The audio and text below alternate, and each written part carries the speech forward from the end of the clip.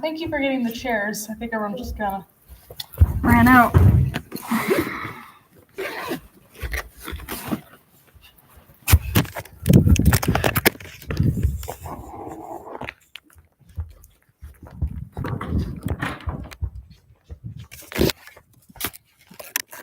I don't have to bet any money.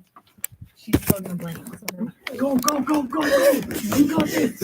Hustle up! Let's go! Lock in! You're yelling at me. We're all like, Your shoe's untied! No! I think we're probably going second.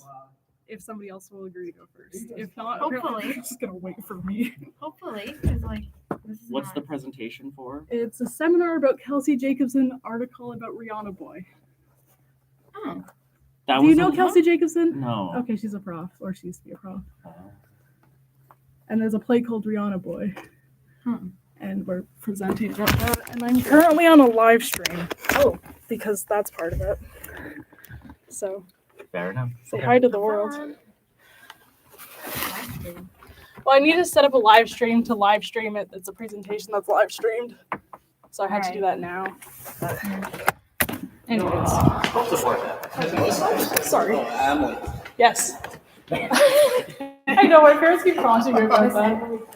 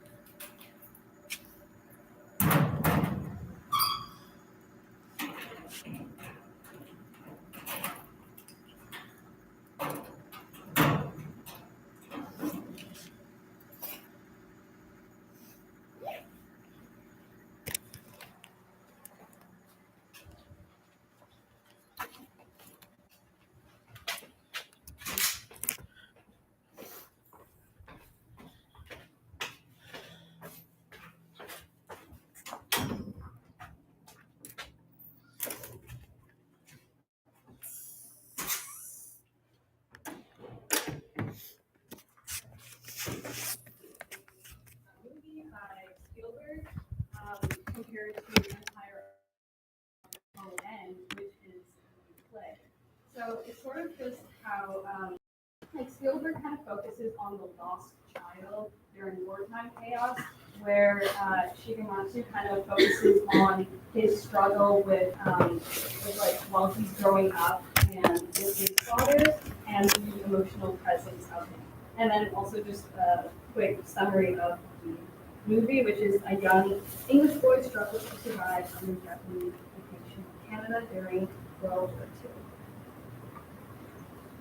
Okay, so this is an argument. So Empire of the Sun, or this is a direct quote also from the article. Empire of the Sun uses media to make connections between technological immediacy and interpersonal and intercultural closeness. So the thesis talks about how different forms of media can build a connection through these different forms of communication, specifically using radio. And it becomes a means of closing emotional and intercultural distance. And then for the argument, the technology and theater together can create emotional immediacy and intercultural affect. Mediation is used to bring us closer rather than pulling us apart. So we'll talk more about this, but you'll get into it. I will talk about. So Eli's been kind of summarizing the overall argument that Sidney Lynch gives us, but I want to go into more of like her deeper into the terms that she uses and kind of prep the grounds for Lynette's case study analysis. So I wanted to talk about how Sidney Lynch focuses on closeness and distance as an analytical lens. So I want to talk about two specific manifestations of closeness and distance, so which are technological and also intercultural. So first, with the technological distance, we're talking about here immediacy and hyperimmediacy. So I thought immediacy just meant like urgent, but actually in this case, immediacy means like trying to erase media or trying to feel immersed in the media, like if you're watching a film and then you kind of forget you're watching the film because you're so immersed. That would be an example of immediacy. Where hyperimmediacy is like the opposite, where you can see all the different layers of technology used to, like in the production. And so there's two scholars that Lynch references, which are Bolter and Rusin, and they have this quote which says, "Our culture wants both to multiply its media and to erase all traces of mediation. So ideally, it wants to erase its media in the very act of multiplying it." So I think this is also a connection to like the paradox quote that Eli used, where we want both at the same time. We want the various we want to be able to see all this technology, but also because of its intimacy that it gives us, we feel immersed and we kind of have to release at the same time. And the various media that Tetsuya utilizes makes distance visible, which is actually what creates the intimacy and the immersion. And that segues into intercultural distance and closeness. So this kind of distance and closeness is, we're kind of talking about how, well, he's talking about his Japanese culture and it's presented to a Canadian audience. And Tetsuya creates closeness and understanding through the use of distance. So I'm going to talk about the danger of empathy really quickly. So who here thinks that empathy is always a good thing? I thought this too. Wrong. Apparently, empathy, actually, when it's used in intercultural contexts, can actually be really harmful. It can reinforce inequality. It can erase distance, creates like a false understanding of each other's culture, and can lead to projection of your own culture. I'll tell you what. So some scholars that Lynch references are Hartman, Carter, Robinson, and they have also examined the toxic and unproductive role empathy plays in indigenous and separate relations, which is an example of kind of scholars that are looking at dangers of empathy. And Sidney draws from Alvarez on issues with empathy. So there's a quote here: "Performance as a veritable empathy boot camp, reminding us of the limits of exercises that aim to immerse oneself in the experience of the other." So she kind of references this boot camp, and we don't want performances to be like, oh, like in the feel like this person, put yourself in their shoes, because that can actually be helpful and not productive. So, continuing on to that, we're going to talk about intercultural affect, which is kind of like the better option rather than empathy. So the quote here I have is intermedial approaches can induce forms of what Kim Solga has termed intercultural affect, which seek to address unequal relations and power dynamics in intercultural encounters. So rather than placing yourself in someone's shoes of a different culture, you kind of feel with them rather than as them. The other quote I have is, Solga figures intercultural affect as multifaceted and potentially uncomfortable, deriving from the materiality of the intercultural encounter itself, rather than idealized understandings of it. So it's not always going to be this like feeling, comforting feeling of empathy that we get like when we're like, oh, I feel as you. I feel with you, and it's always more emphasizing the darker and like historical and social aspects of the differences between cultures that we, have overcame and still continue to. Yes, and it's actually derived from like culture affect creates this moment of cultural connection rather, and it's more productive than. Wait, I have to grab books. So I think I am going to. Oh, great! I'm done.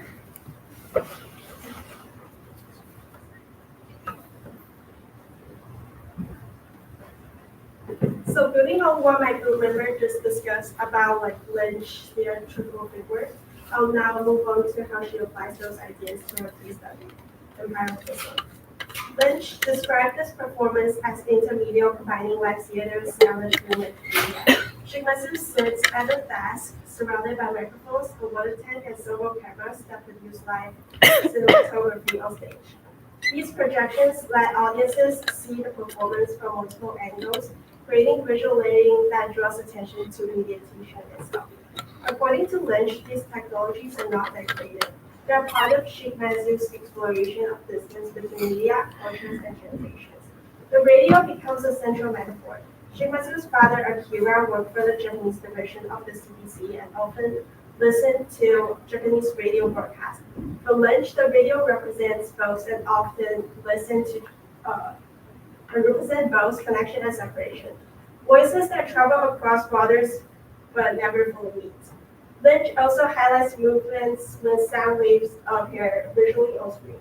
The shape of these waves expresses silence and emotion, turning sound into image so that absence becomes visible and shared. She draws on Voltaire and Bruce's concept of hypermediacy to explain how the show reminds viewers of the technology that produces intimacy. Rather than moving distance, these layers of mediation help the audience feel it in a new way. Lynch concludes that Empire of the Sun transforms separation into relation through its use of media. Lynch next considers how the audience becomes emotionally involved in the performance. She argues that Shikmatsu's relationship with the audience mirrors his relationship with his father, intimate yet conscious of distance. At one point, Shikmatsu says, if I open myself to you and you open yourself to me, maybe together we can summon a spirit I haven't felt since I was a kid. Lynch interprets this as a moment of shared vulnerability where the audience helped him to feel. She calls this connection intercultural affect, which is an emotional process that respects differences instead of erasing them. Drawing on Kim Solga and Sarah Ahmed, she contrasts this with empathy, which assumes we can fully understand the other. In The Empire of the Sun, the audience is invited into what Lynch calls productive distance, where they can feel alongside the performer while staying aware of their own perspectives. Some male spectators stay behind after performances, visibly moved, a quiet reaction showing how the play encouraged reflection on masculinity and emotional construction. For Lynch, the audience becomes a co-creator, being at the play closes the distance not by collapsing differences, but by going through them. In her conclusion, Lynch argues that Empire of the Sun reinterprets distance as a relational space. Drawing on Lily Cho's reading of Edward Wilson's Poetics of Relation, she says that Shikmatsu's work values connection without assimilation. The play invites the audience to live in what Lynch calls the productive space between the fantasies of absolute proximity and absolute distance. True understanding doesn't come from being the same, but from learning to relate across difference. Through radio, projection, and live video, Shiketsu turns distance into something beautiful. Its gestures and sounds express intimacy that words cannot. Although the distance between father and son never disappears, the show suggests that the effort to reach across it is enough, and that striving itself gives the word its emotional power. Lynch calls this a new interculturalism.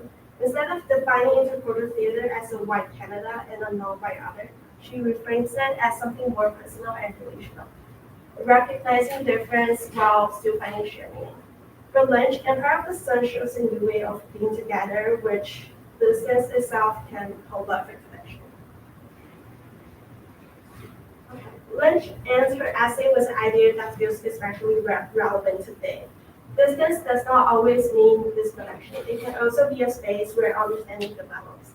We often connect through mediated forms like screens, recordings, digital sounds, yet those connections can still be meaningful. Lynch encourages us to move from empathy to understanding. Empathy tries to erase difference, but understanding accepts it while still reaching across it. So before I finish, there are like 3 questions for reflection. How do you experience distance in your life? Can technology make us closer or more aware of separation? And what does understanding without sameness mean to you? And that is the end of our presentation. Good work, everyone. All right, so you guys can come back down and we'll get the second group ready, which is Lexi, Emily, and Julia. Do you have a computer that can connect to HDMI? Whose are we? Are we using yours or yours? I need my computer. You need yours? You can use. I have an adapter too. It's just being a bit. Well, like I can't use mine because it's the one that's streaming it. Is there any way you can put your notes on your phone? I also like threw up twice, so like. Okay. You threw up twice? Okay. Well, that's a doc, so you I'll can be access fine. microphone, right? Can I like send this to your computer and read off of yours? Are you reading off of? I'm using my phone, but my computer is streaming. So Give me a second. I can't plug mine in because it Yeah, needs. don't worry. Okay, yeah, that's fine. It's just. Sorry. Well, I have a second monitor, so I can put your notes on And you there. can drag it. You can use the second monitor. I have. Yeah. Oh, you have. Well, no, because I'll put Julia's notes on my second monitor. This is not getting plugged in. Okay. I had this. Yeah, sorry. No, I no. just need to think through this for a second. I thought I would need this, so I brought it. Sorry. I'm glad I thought to bring this morning. Julia, if you send me your notes, I can bring them up for you. And then we'll connect to your laptop. Okay. What's your situation? You have one of these. Yeah, I have one more. I have these 2 over here as well. Let's see what we got going here.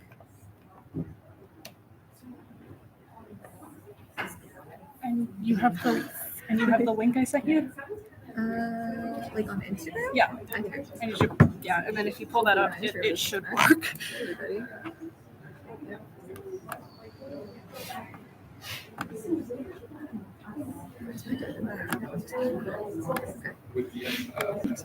This one.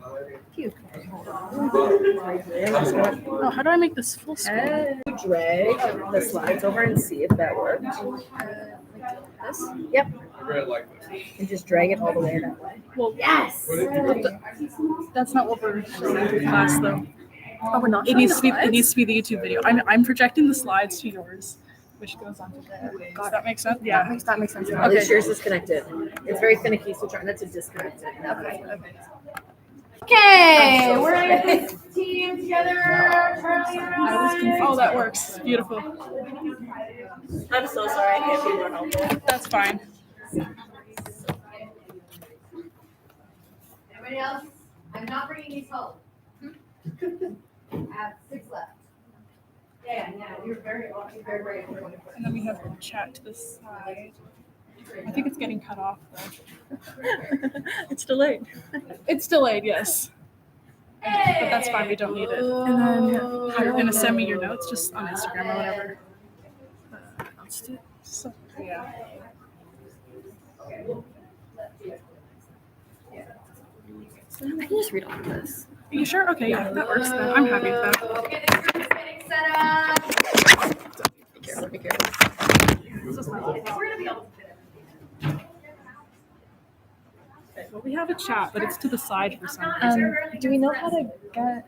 Okay. That's okay with the this chat, room but is how do getting we set get up. I have the four slides on more it? pop rocks. Four Amazing. more pop rocks. I won't be taking them home. It's off to the side, but honestly. Anybody else want a That's pop okay. rock? You're like, I volunteer as tribute. They're really good for emotional regulating. They're very good for emotional regulating. Oh, wait. Sure. Wait, Okay, they're good for- someone said, what? I think I could read off of this. Oh, yeah, you can. This is working out so Anybody well. else? The last pop rock. It's Lexi. I'm not gonna get that, but. Oh, that's my fault. There you go. All right, are y'all ready to rock? Almost? I need 30 seconds, yes. 30 seconds. Get through up twice, let me just try my You best. try your best. Yes, yes. Okay, well, then at least I can see chat on mine, Chat. so I can read Hi, chat. so I can read Very it. cool. Okay, almost ready? If anybody, is everyone in chat right Oh, now? I gotta get in All chat. right, guys, join chat. Join chat. And then we got this. And then you just click. And it I just clicked. Yeah, this is just kind of. Sorry, I'm just confused. Oh no, you're all good. Yeah, I know. It was kind of confusing. We didn't practice it, so. I'm glad this actually works. I know, right? Are we ready Okay. to go? Hey, we've got people in chat. Okay. Giles I'm asking ready if when it's it real. is real. Okay. All right. All right, wait, are you ready? Everyone Yes. who's in. Glorious applause, do it. 1, 2, 3, I'll give you 2 minutes warning, and I'll catch up at 16. Go. Okay. All right, so we are doing our seminar on the reading The Pervasive Real, Virtual Co-Presence in Jordan Tannehill's YouTube play, Rihanna Boy 95 by Kelsey Jacobson. We have offered you link to a chat. You are going to be asked a couple questions throughout the slides, and you are invited to share your thoughts and feelings if you feel like it. First, we have the author, who is Kelsey Jacobson. First, a little about her. So, oh, the photo's gone. That's okay. You know what she looks like, hopefully. Jacobson has teaching experience as an assistant professor in the Dance School of Drama and Music. She's also co-founding director of the Center for Spectatorship and Audience Research at Queen's. In 2021, she won a Frank Knox Award for teaching excellence, and she's also a theater director, lighting designer, and intimacy choreographer. Jacobson has published one co-edited collection in 2018, and she has one monograph from 2020 titled Realish, Audiences, Feeling, and the Production of Realness in Contemporary Performance. She's also done over 20 presentations and has moderated 2 theater panel discussions. A quote from her that stood out, we're kind of covering it, and it's tied to our main argument, is if, however, we understand co-presence, not in terms of ontological quality, and instead focus on the effects and outcomes produced by such co-presence, it is possible to argue for an expanded notion of what constitutes co-presence in the experience of the spectator. Basically, this is saying that co-presence doesn't just mean being physically in the same room as the performer. It's about the feeling of connection, the emotional or sensory effects that make us feel present, even if we're watching something digitally. It pushes us to think about how performance can create presence beyond physical space. So, as a Canadian scholar analyzing a Canadian artist, photos are gone. Kelsey Jacobson is contributing to the evolving space of digital Canadian theatre. Her position comes from specializing in audience experience, liveness, and digital performance, and she approaches Rihanna Boy 95 as a researcher and advocate for expanding what counts as live theatre. Finally, Jacobson writes from a feminist, relational, and affect-focused perspective. Yeah, so unfortunately, all of our pictures have disappeared in this process, but a little bit about Rihanna Boy 95. So it's a 2015 play by Canadian writer Jordan Tannehill, and essentially it tells the story of Sunny, who is a young person who has gotten into the habit of posting themselves online, lip syncing and dancing to Rihanna songs. When they go viral, Sunny becomes subject to homophobia and bullying. The play is essentially in the format of a YouTube confessional, much like we're doing here. Very bad quality, just their face in the frame. It was live streamed from a Toronto bedroom to viewers around the world, featured a live chat. One interesting notable thing is that it ends very abruptly with the door to the room opening, and it's a kind of an open-ended ending. So what's our article about? Primarily, this here is a case study of Rihanna Boy 95, and particularly how its form shapes audience experience.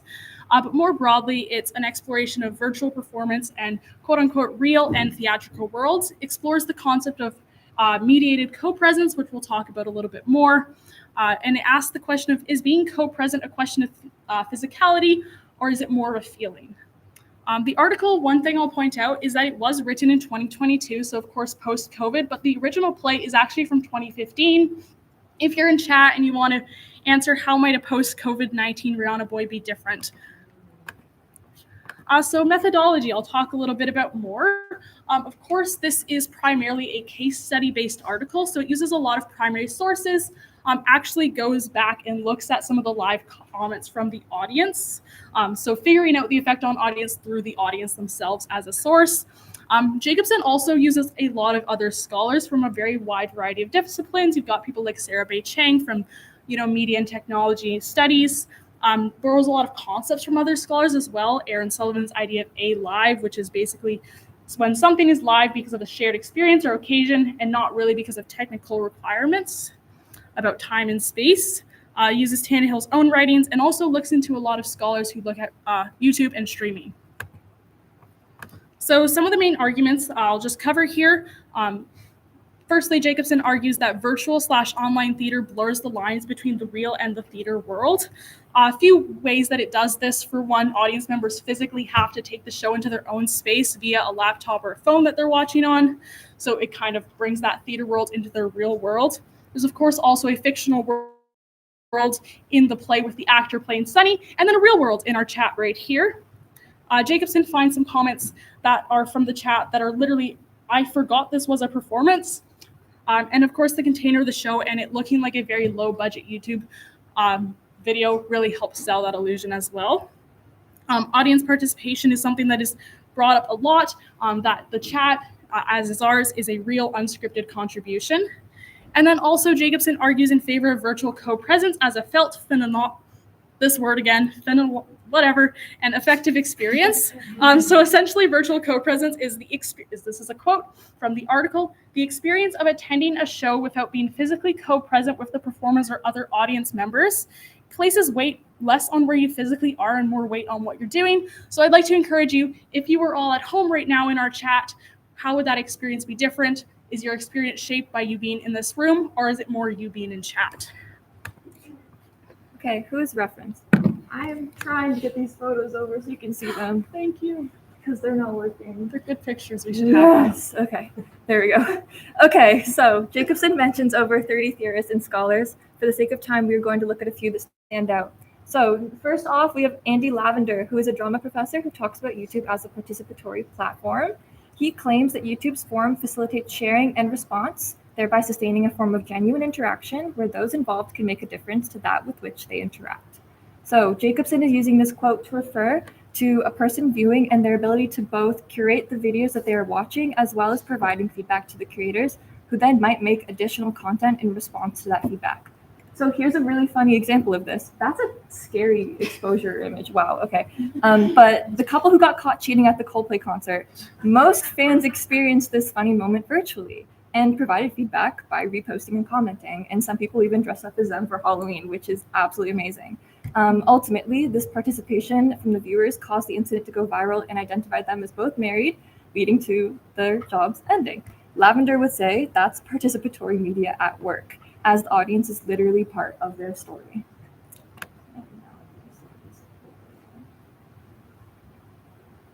Okay. So next we have James Frazee, who brings up the point of how normal it has become to experience public through private space and how headphones can cause a powerful fusion of actual and virtual environment. So Jacobson connects this to Rihanna Boy 95 by further showing how putting a theatrical performance into portable technology can create intimacy and privacy.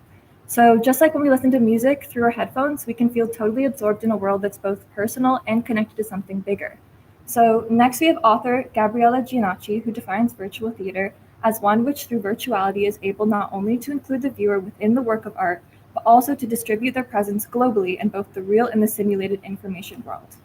So Jacobson uses this to further reinforce how digital performance engages the audience. Posting a comment or adding content in a comment section actually shapes the experience for everyone else, just like you are doing right now. And here's a question, if you feel like you would like to answer in the chat.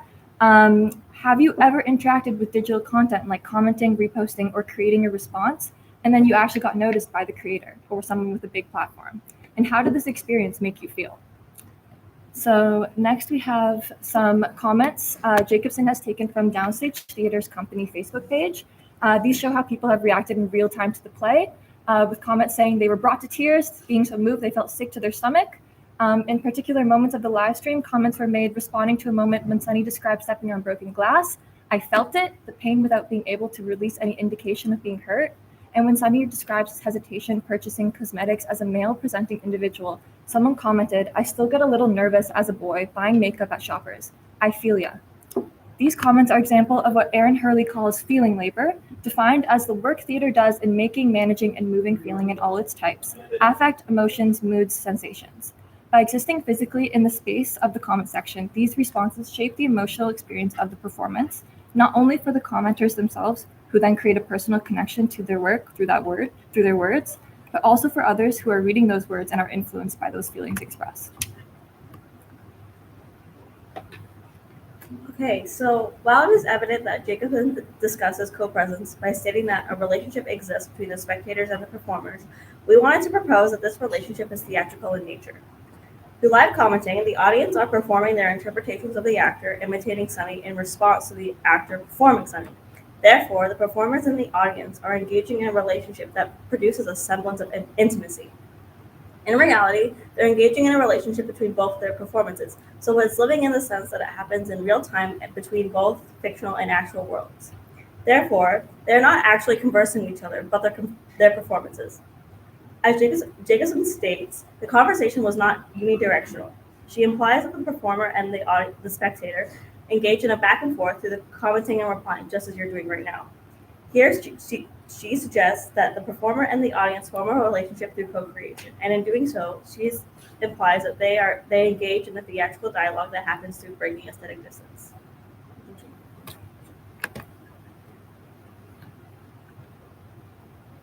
So how would we apply in our own context? A non-theatrical example that uses this reply and comment structure is when a lecturer uses Mentimeter in order to facilitate discussion among their audience. You may have experienced this before in your lectures, and this is a very common example of how this structure is played out. In this circumstance, the presenter performs and poses a question to their audience, and the audience replies with their interpretation of the lecturer's performance. Here, the audience and the performer, the lecturer, engage in a dialogue that is alive in the moment and it informs the performance.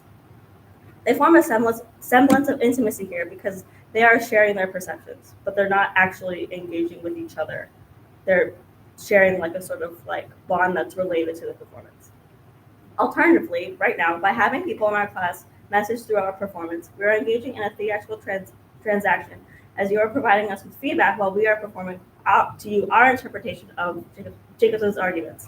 You are guiding us through our presentation by offering up your thoughts in real time in the actual world, but we are not actually engaging with you. We are engaging with your interpretations, and thus we form a relational hierarchy that is formed because we are educating you on an article that we became experts on, and in doing so, we have created a conversation that is not unidirectional.